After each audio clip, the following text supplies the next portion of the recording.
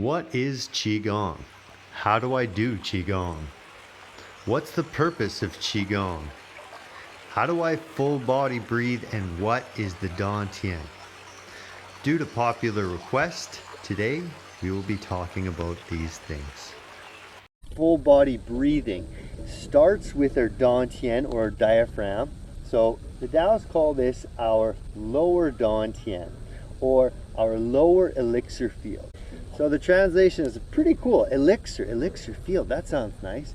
Well, what it means is that we can heal our own bodies, right? We are the elixir. So let's start with a nice long breath, okay? When we breathe in Qigong, we breathe their whole body.